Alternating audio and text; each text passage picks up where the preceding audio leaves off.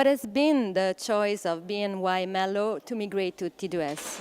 Okay, so I guess BNY Mellon, we're a major global custodian. We have a direct model in other markets, not necessarily in Europe. And I guess as a result of T2S, we see T2S as fundamentally changing European market infrastructure, as fundamentally changing the landscape within Europe. So we had to sort of look at that and think, what is the best way for us to adapt to ensure we stay competitive, to ensure we provide the best service to our clients going forward. A lot of internal discussion, but we decided that the best way to do that is to become a direct participant.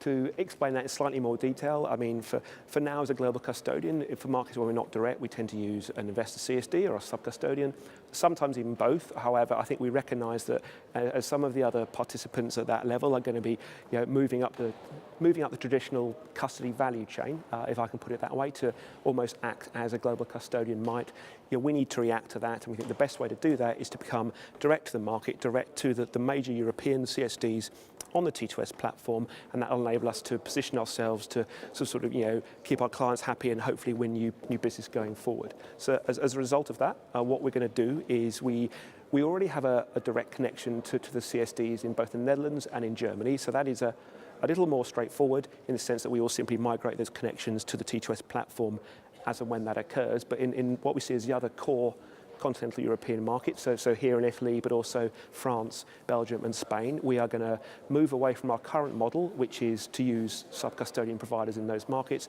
to become a direct participant. And as well as that, we've taken the decision that we don't want to go down the asset servicing only route by appointing a third-party provider for those services, so we're going to offer those services as well. So, and that's something we can do as a result of our globally direct model. So we're direct in the US, and in the UK and Ireland, in Canada, so in other major markets globally.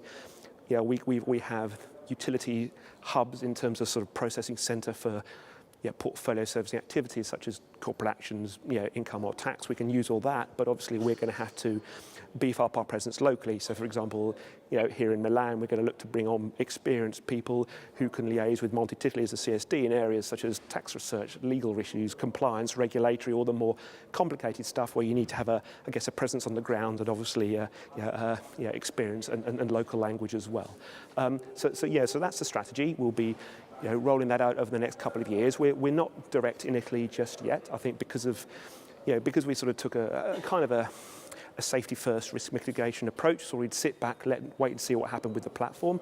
I think because we've seen a delay with Monte Titoli and now the announcement for Euroclear, hopefully that can be seen to be quite a prudent approach, but we're going to look to go direct to Italy, which will now be our first market in July 2016.